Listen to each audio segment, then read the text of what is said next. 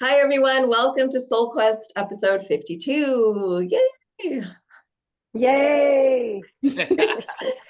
We're very, very excited to have Hannah Williams and Meagan Whitfield here with us today from Mindfully Austin. And they're teamed up doing a lot of things together. So we're excited to learn and hear about all that. So welcome. What's up, guys? Thanks. Thank Hello. you. Yeah, Thanks, Sharon thanks for and having us Cisco. on. This is our first time to have four people in the Foursquare. interview on the screen. So it's like you're breaking us into that journey. See how We're it breaking goes. new ground. We're the originators. Yeah. So, all right. Well, let's start with Meagan. So, Meagan, tell us a little bit about where you're from, just what your life was like as a child growing up, and then we'll kind of go from there. Sure. I'll keep it short and sweet. I'm from Katy, Texas, born and raised in Katy, Texas, kind of like the Katy Sugarland area. And growing up, my mom's from Jersey. She is a travel agent, and my dad is from Athens, Texas. If anybody knows where that is, East Texas, like and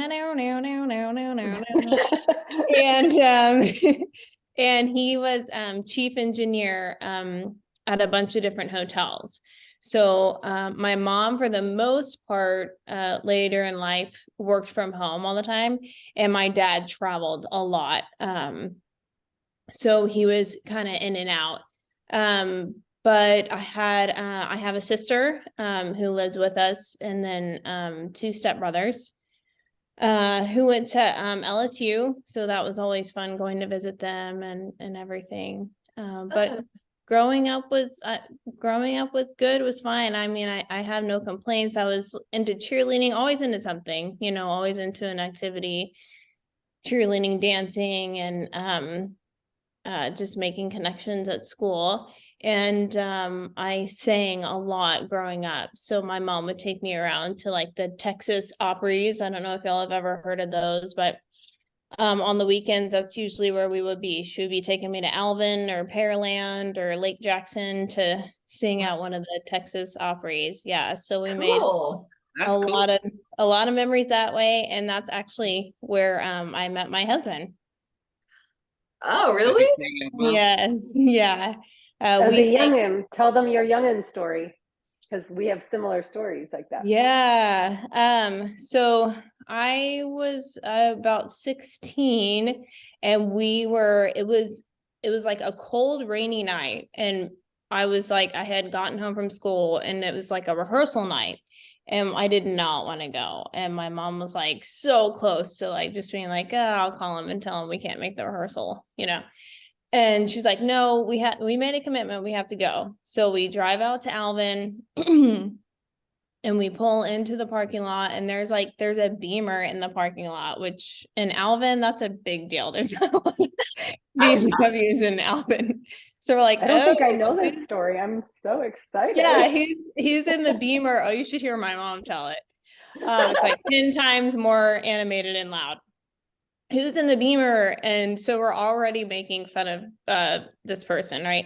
So we walk into Alvin, and we're greeting everyone, and there's this young gentleman with a cowboy hat on that we've never seen before. And my mom was like, are you the one with the Beamer in the parking lot? And he's like, yes, ma'am, I am.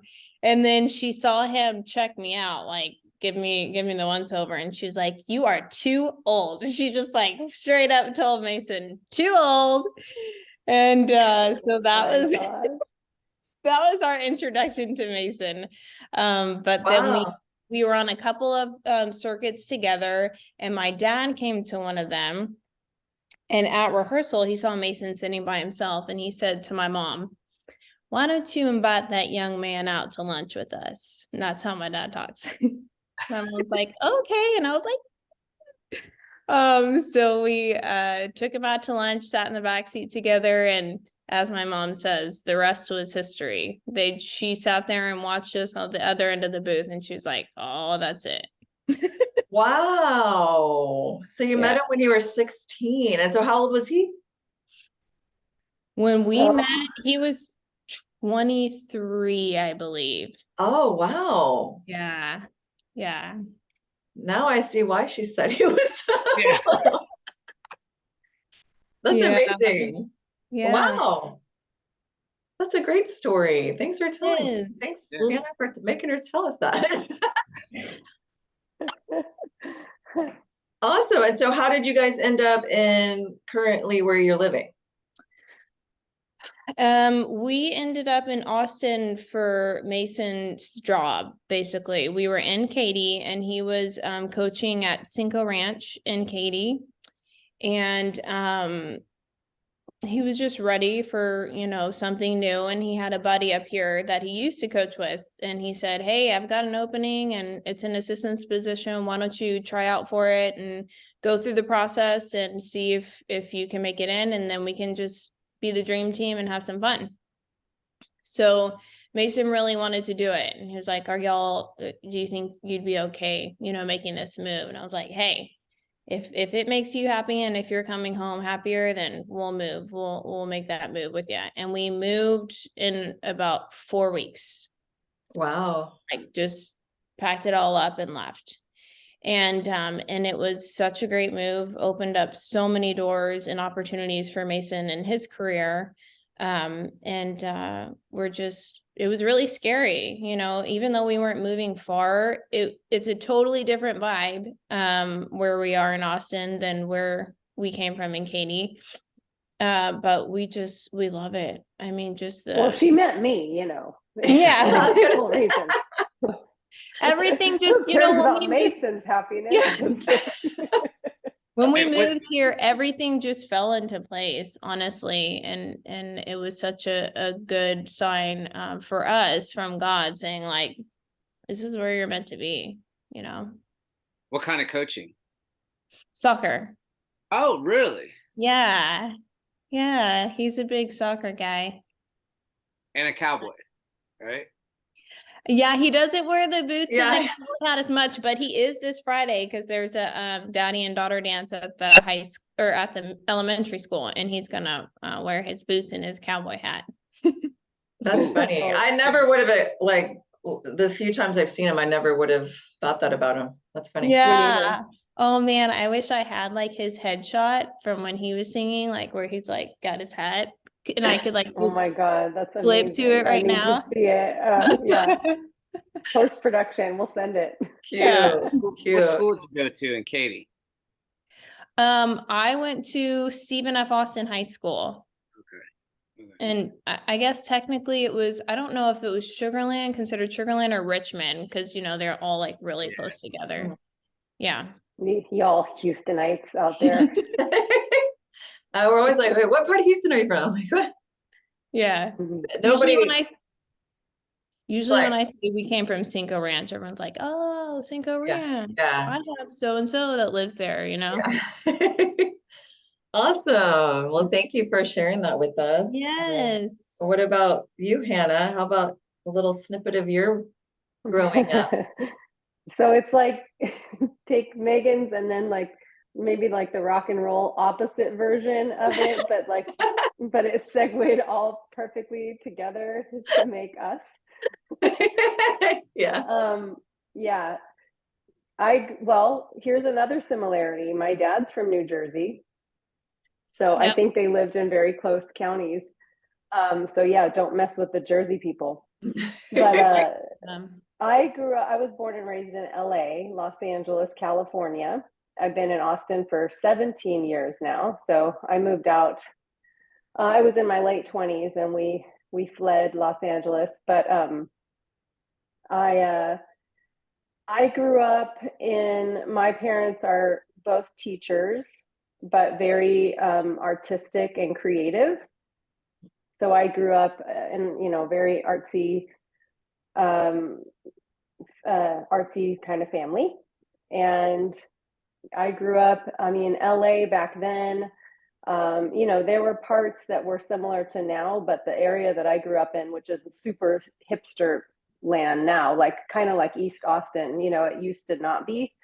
And, you know, cousins lived in Malibu, so I'd spend a lot of time there, and they never knew where I was from. Like, where, what, Los Feliz, Silver Lake? Like, you know, they didn't know those parts. But then, and then, you know, I think, did Megan mention church, or you mentioned church before we started recording? I was raised so diverse. Well, and in growing up in LA, there were so many different cultures around me, probably like you guys growing up in Houston too. Like, I had friends from every background. I was a minority growing up there, you know, and it was cool to have so many different cultures around me all the time. And my dad was raised Catholic. My parents were total hippies, like went to Woodstock, and he was Catholic, but we never went to Catholic church. My mom was technically Jewish by heritage, but wasn't Jewish in religion. And she was dabbling in what she believed in and became a Buddhist, chanting Buddhist for a while. So made us all chant at the altar with mala beads, and I was 12, like eye rolling. And then had us go to the Church of Religious Science, which not Scientology, totally different, more like the law of attraction kind of a church, which I actually really love. And I wish there was something around here that was like that. You know, and I rolled that as a kid too, but now looking back, I'm like, that was so cool, actually. But I always was a very adventurous, spirited young lady. Always loved to perform and sing and dance and act. And so I was just certain that I was going to be a famous actress when I grew up, and followed Hollywood dreams for a while, and then shifted into music. So I went to music school I went to acting school. I did a little college, but then I ended up going to acting school and then music school in Hollywood.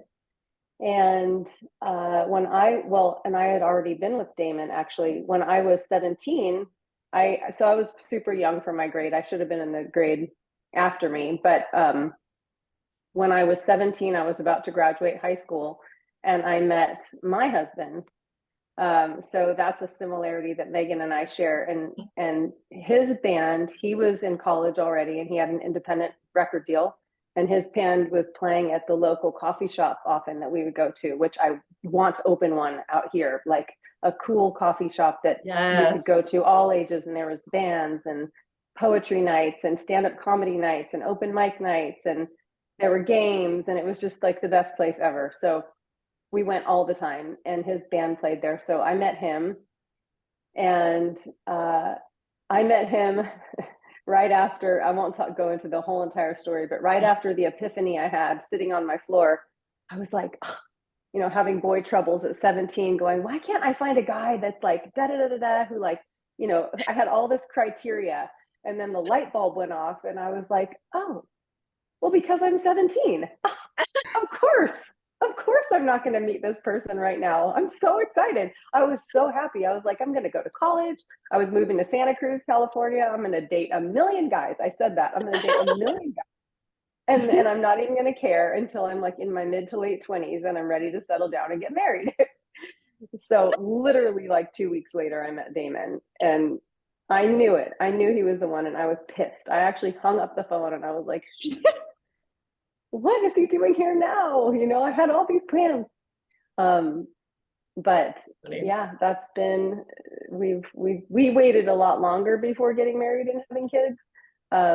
We waited 9 years. So we were together 9 years, and then got married, and then moved to Austin, kept doing music, and then had our kids. So I have an almost 15-year-old daughter, and then almost 10-year-old daughter. So yeah. And Megan, your kids are similar in age, right? Yeah, I have a 13-year-old daughter, and I have a daughter who's going to be 11 on February 20th. Okay. Oh, they are. Oh, wow. I didn't know her and Millie were so close in age. Yeah. Millie, March 3rd. Well, lovely. I know there's so much, like, I want, because I know all of Hannah's stories. I'm like, oh, well, tell the story. I know we could be here all night. hearing stories, but yeah, you did a good job summarizing. Thanks. I mean, both of you like sound like I felt like I was in your childhood for a second. So Hmm. Oh, cool. I I'm would a like great to have a game. storyteller. So, Cisco, do you have a question you want to ask before?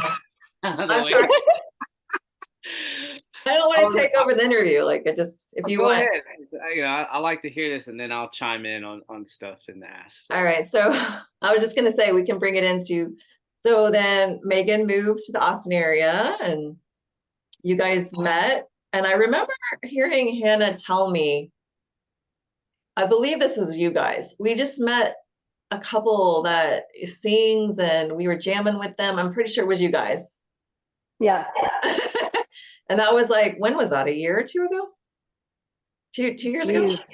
Yeah, probably more than 2021? No, 2020. 2020. Oh, Yeah. 2020. Oh my gosh, 3 years ago. Okay. So Yeah. how did you guys come into each other's vision? Yeah. So I'm really, this will be my version and then I want to hear Megan's, but I'm really good at like spotting my people. I've always been skillful at that since I was a little kid. I'm like, friend, Yeah. and even if they don't know it, it's like, I'm like, hey friend, Yeah, I feel the same. I feel the same way. Anybody who knows me and who's watching this is probably laughing right now because if you're my friend, you've probably been like friend stalked by me because I'm like, you're my friend now. So during the time where, so I was the yoga coordinator at Alive and Well. I put the yoga program together there when we had a yoga program at Alive and Well. One of my many lives of yoga teaching and running a yoga program. And at that time, that's when I was thinking, I had wanted to go into real estate for literally like 15 years, but I didn't know how a yogi musician would fit into a blazer with like arms crossed, and being like a real estate salesperson. I'm like, I don't fit that image. So even though I wanted to do it, I was like, But my dad was very sick with Huntington's disease, and there was always an emergency happening back in California that I was flying home for. So like every other month, it was like I had to find subs for my classes. Meagan had just moved here, and a very dear friend of mine, Casey, who owns a yoga studio that Meagan started teaching at, Nectar Flow Yoga, had said, "Hey, this girl Meagan's really cool. You should think about bringing her into Alive and Well." So I was transitioning out. I think Paradise brought you in. I think I had just handed the torch over to Paradise as yoga coordinator, and she brought in Meagan, who jumped in and started subbing all my classes. So I was like, I don't know who this angelic person is, but I love her so much. I love this girl. She's like, every time I need a sub, she's jumping at the opportunity and just helping, and it was a godsend. Seriously, Meagan, like that was huge. So it felt so good to know that the students loved her and that my classes were covered when I had to leave. And then we had our first team meeting, and I remember meeting her there and just thinking, isn't she so lovely? Like look at her, look at Meagan. She's so lovely. And I was thinking that, and she talked about something from her past that made me want to reach out to her. It was something that in her postpartum, and one of my passions and loves in my previous life is teaching not only yoga but prenatal and postnatal yoga. So I have a real fond, need to like nurture mothers. And so that version of Meagan that was talking about being a new mom, I just wanted to like embrace her and like help her, and she didn't need help anymore, but like this was my, she was sharing a story from that time. And that's so anyway, she also said that she lived in this particular area in Spicewood that we were kind of starting to think about moving to. So I reached out to her after and I was like, hey, and I'm thinking of moving to Spicewood in this particular area. I'd love to pick your brain sometime. So then fast forward to 2020, COVID shutdown happens. We lost the house that we were under contract for because of the COVID crazy. And so one day we're just driving around looking at other properties and checking out the neighborhood. And we pull into the neighborhood and like everybody's outside. Everyone's mingling outside on their driveways. They all have their chairs set outside. Kids are riding bikes. I was like, this is amazing. You know, people are living their lives and they're just outside doing it. And I was so like, wow, Damon and I both were like, this is where we want to move. And all of a sudden I see this like cool chick and a little kid that looks like about Paisley's age. She was super young. And I see this tie-dye girl walking down the street and I'm like, oh, it's Meagan. So here I am, my friend radar. He was stalking me. Oh Sure. man. I'm kidding. So I'm like, and I roll the window down like, hi. I was so excited, like, Paisley, look, oh, here's Meagan and here's her daughter. What's her name? And she's like, this is Bobby. And Paisley's in her little car seat at the time. She was so small and she was like shy and looking away. I think she was in first grade at the time. Wow. And so then, yeah, so she was super nice and showed us where she lived. And I think we exchanged numbers, or I had it already. And then we ended up moving to the neighborhood and driving the golf cart around one day. And there's Meagan. And I'm like, ah! We pull the golf cart over out of the golf cart, and she's with Mason. And so this is the first time we're meeting him. And, you know, sometimes you like a friend and you're just not so sure who their other person is. Yeah. And when you meet the other half, you're like, oh, I don't know. You know, I mean, sometimes it's like a really good fit, and other times you're like, but Mason seemed so cool, so chill. And I was like, David, our new friends in West Cypress. So we befriended them. They came and we did all sing together one night, and that was really, really fun. And we just became great friends. And then as my career was starting to pick up more and more, I had said, wow, I'm really starting to think about hiring an admin. Like, I can't believe it. And, you know, I'm going through this process and my coach is helping me. And she's like, well, you know, I might be interested in that job. I was like, really? She said, yeah. And I was like, okay.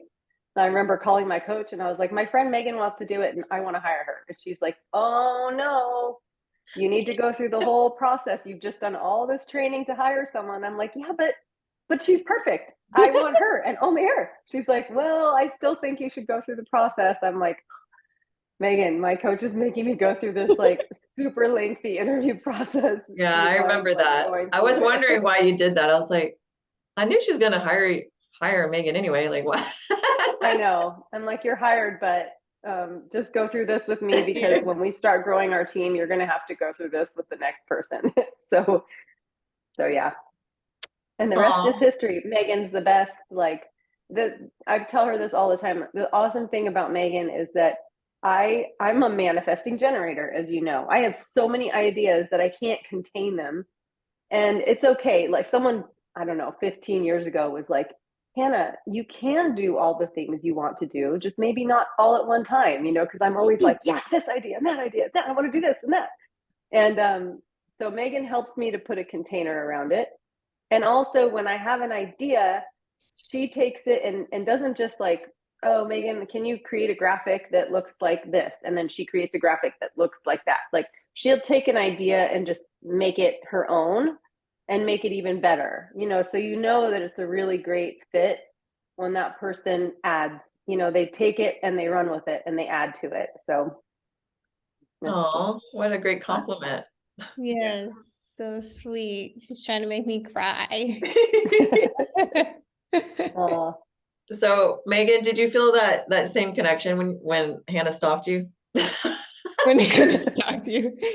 Yeah, I mean, like I said, like everything just seems to fall in place here in Austin. And it's so funny that Hannah said it was a godsend, because I literally prayed for my yoga jobs. Because in Katy, there's so much, like, right, like 5 minutes down the road, there's, you know, a grocery store, a yoga studio, coffee shop, blah, blah, blah. And everyone's like, oh, you'll be fine in Austin. There's tons of yoga in Austin. But they didn't know where in Austin I was moving, and that was out in the hill country. Well, there's not a lot of yoga to be had in the hill country. It's kind of few and far between. So I prayed and I prayed and I prayed. And my first yoga class was with Casey, who is a connector, just like Hannah, you know, such a connector. And after class, she just started connecting me to people let me start subbing there right away. And that's when I met Paradise, and I had to like try out for this yoga position at 11 Well, which I had never had to try out for a yoga position before. So I was like, wow, I've really like made it big. So I was just so grateful, you know, for the opportunity and to sub like at 11 Well, and so, you know, it was fulfilling what I was praying for and helping Hannah at the same time, which I didn't know, you know, how I was helping her. But we did, yeah, when we met at that first meeting and we came out of the room, she was like in a hurry, like she had to go somewhere. I remember she got a call or something, and she was like, hey, we're gonna talk. We're gonna like meet up later. And I was like, yeah. She's like, yeah, you. And I was like, okay. I got my eye on you, girl. Yeah, I got my eye on you. And then again, it was so funny when Mason and I were walking, and Hannah was like, hi. And she's like, damn, stop the golf cart. And Damon's like, they're on a run. We're like, we go flying out of the golf cart to greet our new friends. Hilarious. Yeah. You're like that too, Sharon, though. Like, you know, when you move to a new community, you want to find your people right away, you know? Yeah, I definitely am like, oh, I'm going to be that person's friend. I've seen Sharon do that when we go, or she tells me about stuff, and I'm like, damn, yeah, I can see that. Yeah. Sharon friended me. She reached out to me and she was like, hey, we should be friends. We should meet, you know, let's meet. And our daughters are the same age. And Paisley and Millie, Cisco, you'd not believe this. When Paisley and Millie first met, Paisley was so shy. She was like, and Millie was the same. They're both like, they're both sitting there, and Sharon's like, why don't you guys go play hide and seek? Yeah, I had to do that a lot. Sharon started the game of hide and seek, and the rest is history. Yeah, then they became friends. But I remember when we got in the car, Millie was like, you know, I have enough friends already, right? You know, like, she was just like, why do we keep meeting people? And I was like, well, and then now you guys, and then like, I don't know, a month later, they were like best friends. So yeah, the rest is history. So yeah, I just love I love stories of how people connect and synchronicities. Hannah's always telling me her synchronicities. I'm telling her mine. It's just like, oh my God, so exciting. Yeah. So the stories of people coming together and like how they enrich each other's lives. It's just love it. It seems like y'all have that chemistry, you know, like y'all. I wouldn't like, man, y'all are like a good duo. Like I see y'all pop. I don't get on Facebook much, but when I do, y'all usually pop up on screen. Like y'all put some fun stuff out there, like that. Something you put on the other day about you were showing a house you couldn't open the window. Oh yeah, I saw that. Yes. The bloopers. Cracking up. That was my favorite. I was like so excited to make that blooper. Meagan, it was Megan's idea. She's like, I have an idea. Let's get those. Let's do a blooper of when you couldn't open the door. But we love bloopers. We love them. Like we actually, Sharon, when we recorded the interview, we had those bloopers, and that's the first one that we like did the bloopers at the end of the reel, and we're like, this is the best thing ever. We need to put this in it, everyone. So now even if we don't have a blooper, we almost like create them ourselves. We're like, okay, let's have a dance party. Yeah. Well, then the other day we were having a conversation. We were having a meeting with someone. He was like, yeah, at the end of the year, y'all should do like the year in review of bloopers. And I was like, oh, yes. So we're just so upset. This one time, can I tell this funny story, Meagan? Yes. Oh my God, just because we didn't get it recorded, but this would have been like the best thing ever to record. We were at a property out in deep Spicewood. Like we're in Spicewood, like light, you know, we're like Spicewood, Bee Cave, Lakeway area. But then there's like Spicewood proper, that's like deep Spicewood. So we're like deep out in the boonies, Spicewood. And we pull up to this house. It's a friend's listing and it's vacant and it's staged and it's cool. We're like, let's go do a video of this house, a tour, or we'll do a little walkthrough. So we're filming it in segments and we're going to edit it all together at the end. And then we're like planning the end of it. And I go to sit on the bed and it's not a real bed because it's staged. So I'm like, oh, you know, it's a board, but Megan's got the camera and she didn't have it rolling yet because we're trying to like situate where I'm going to kind of sign off for the video. And all of a sudden we hear this rattling, like, you know, like, and I look up and there's like, like it's a vaulted, you know, vaulted ceiling, and up on the top is a tiny little door. And it's like a little latch door, and the door is shaking like there's a gremlin trying to get out or something. Like it was like a ghost or a gremlin or something. And I'm like, like blood curdling screams. Yes. Running out of there Deafening. fast. Whoa. What was it? Meagan screams behind me. We're just I wasn't even scared. Like I saw the door, but then when Hannah screamed like that and then left me, second of all, she left me. Then I started screaming and running out. We went to the living room, and the door that I had closed, the front door, is wide open. So now I'm even more terrified. Like, oh my God, somebody's opened the front door. We're gonna die. The ghost is gonna get us. Whatever's happening. It was like, and then we realized that we're safe, and then we just start doubling over laughing, like laughing so hard we're crying, and then we're like, damn, why didn't we have that on video? Oh man. What was it so though? funny.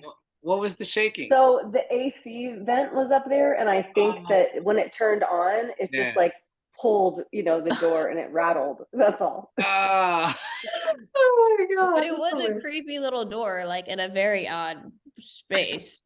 Very strange. Yeah, very strange. Wow. With a little That's latch funny. shaking like that, like a gremlin was inside.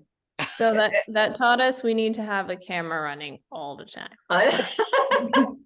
You guys, like, I feel like you guys have a lot of fun together on a daily basis, just like making videos and going to see cool houses and weird houses sometimes. Mm-hmm. That's the stuff you see online, you know? Yeah. we have a lot of, we always, like Meagan and I always have a like really good communication and camaraderie. And there's been some times, I mean, we've had this is a tough business, you know, and like our goal in this business is to really bring,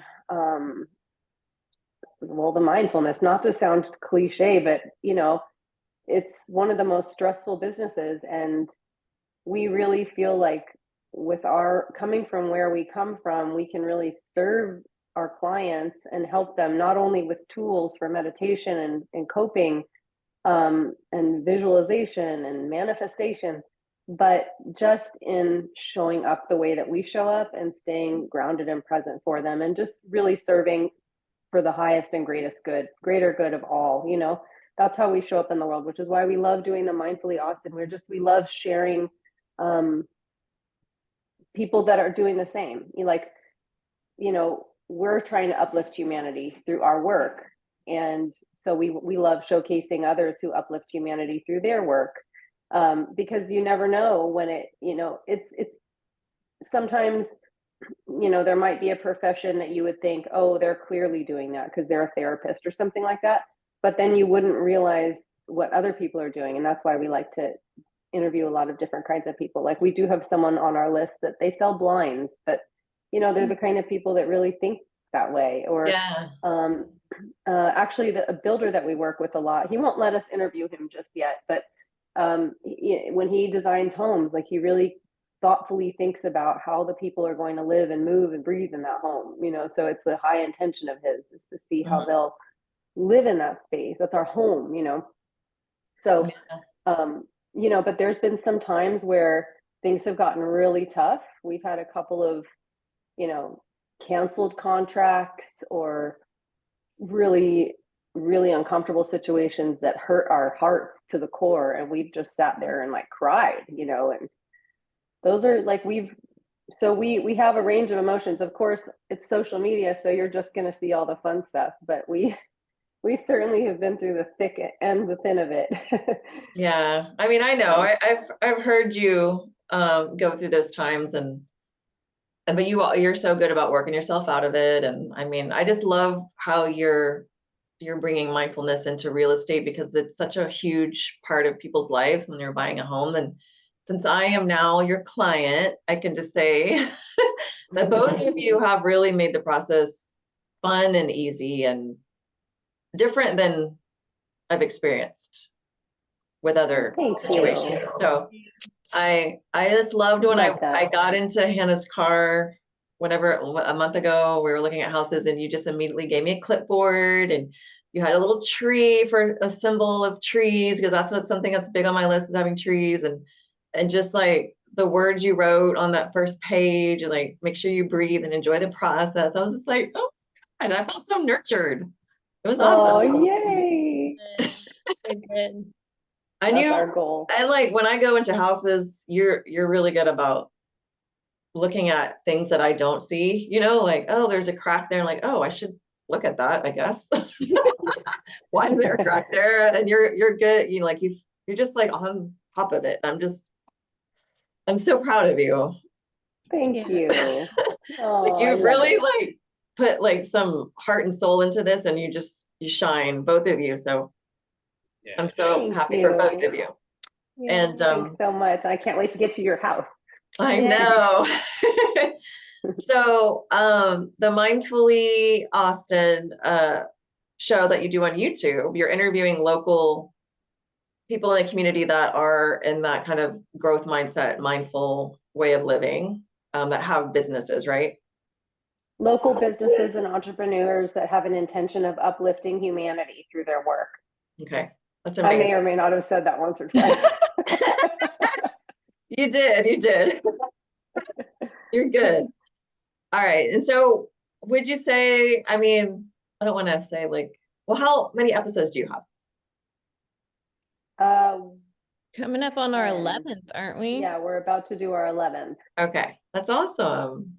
And yeah, do you feel, and we have, I was going to say, like, have you seen yourself grow through the process of like, from the first episode to now? Yes. It's evolving. It gets better every time, I feel like. Yeah, it's getting better every time. And our goal is to keep them to 30 minutes, and we don't ever put on a timer or anything like that. It just they've been magically ending at 30 minutes. So I know. I remember cool mine was like 30 minutes. I was like, that's amazing. And like Cisco and I are always like 30 minutes, but it never happens. We're always like 45 minutes, 50 minutes. It is what it is. But yeah, it's fun. Yeah. You're so good at interviewing. I told you that the first time we met, like you're so good at interviewing and asking questions and listening. You're really, so are you, Cisco. Sorry, I was talking to Sharon. So are you. Cisco has his own little side. Right Cisco has his own podcast where he gets to do all the talking. Yeah, listen, that's great. I love it. I love to hear about your adventures. Oh yeah. The Humidity podcast. Yeah, it's just about telling stories about 20 years ago, 25 years ago. Yeah, but I mean, that's your baby. And so this is like us coming together. I don't have my separate one. So I think maybe when I get my separate one, which I am going to start one soon, maybe it'll be easier for me to let him talk more.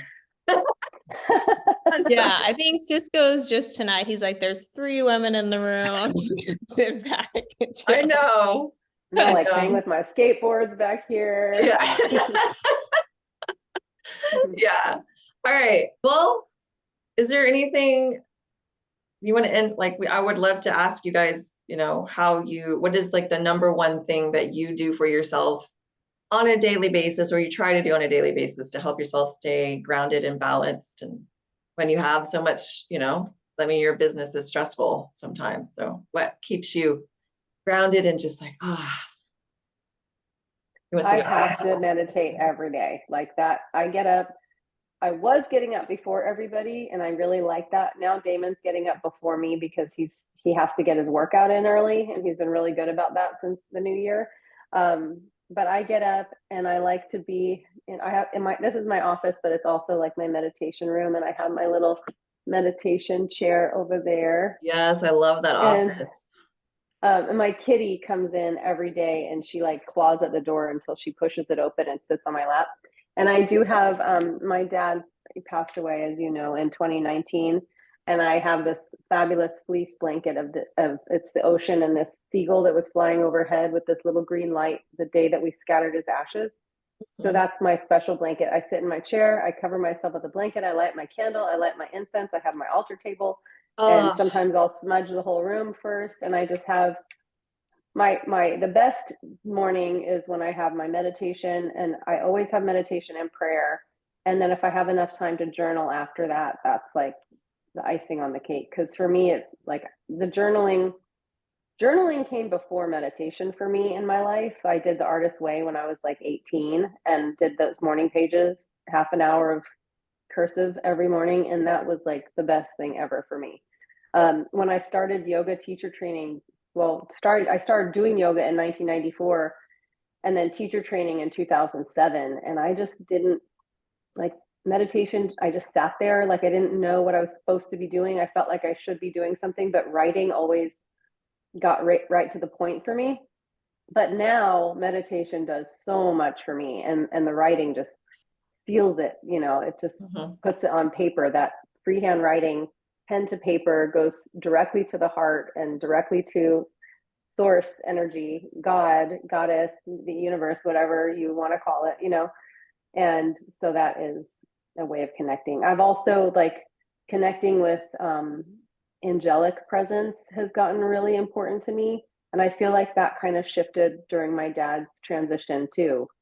And then I could actually feel a sensation, and so I love to invite angels in or spirit guides or, my dad or grandparents or ancestors. And I can really feel the presence come in, and it's really awesome. But then, I can be triggered literally 30 minutes after a meditation by kids or, the ordeal of the morning. So it's certainly a constant practice throughout the day to keep checking in and choosing to focus on the positive or what feels good. So daily check-in in the morning, daily check-ins throughout the day.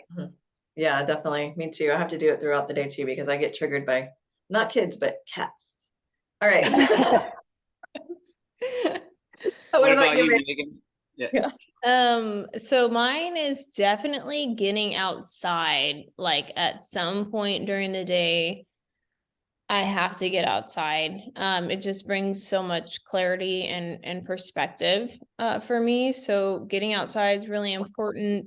Laughing every day is really important for me. I like to be silly and be goofy, especially with my husband and my kiddos and my dog now. So that keeps me lighthearted. And then of course prayer and daily devotionals and just that quiet time to consider new things and read new things and just gaining new perspectives about how to take on the day. And for me, it's mainly what's out of my control. I don't have control over, but I do have control over how I respond to those things. And all day, as a mom, I feel like there's so much coming at us that's out of our control. And so it's important I start the day off right so I can be like, okay, can't control that, but I can control how I'm going to proceed with the rest of my day. I love that. Yeah. Yay. Well, this has been so amazing. And you guys are such a great duo and just. Yeah, I think you guys are a great team. You know what I'm saying? When I see y'all's posts, I'm like, damn, they're really going at it, dude. They're seeing like y'all doing the right things, Thank you. We love it. I mean, the Mindfully Austin, we do want to turn that into a podcast. That's on our to-do list. This is a passion project and we do spend quite a lot of time on it, and it's because it's so meaningful, and we just have to trust that those things that bring you this much joy and satisfaction, you follow them and you trust that it's the right thing, Well, and we believe in the power of Mindfully Austin, and we see it when we have our follow-up event, Coffee and Connections, and that's when it really, I feel like for me and Hannah, it seals the deal that, okay, we're on the right path. It's just these women that come in and they're so just touched by this event in this moment in this community that they found, and it just means so much to them. And so we just, every time we do the interview and then we have the event, we're like, Every time we get in the car, Hannah, we look at each other and we're like, yep. Yeah, like in tears. We were in tears last time. We were like, because somebody always cries, and I can't remember who I was telling this to. I think Ashley from For Love of Cookies, who we're going to have in May, who's got her cookies coming to HEB Friday. But you know, just somebody always cries in a not a bad way, like not in a woe is me way, but in an emotional. Their soul has been touched or moved, or they've been seen, or they've cracked something or unleashed something. And that's like, when that happens, it brings tears to my eyes, because it's like, oh my gosh, we created a space and brought people together and brought this speaker, like whoever we've interviewed is our special guest for the Coffee and Connections. Sharon, we loved having you as our special guest, and yours was awesome too. So whoever the special guest is, we allow them to kind of you know, grace us with the gift that they give to the world. So you did some of your mindfulness work and some of your qigong, and you know, so everybody does their special thing, and it's just so moving, and it's just it's incredible. When I was a yoga teacher, I loved putting events together, and I always had to charge. You know, I always had to like rent a space, and I had to make money, because everything was about like, how am I going to pay for this? You know.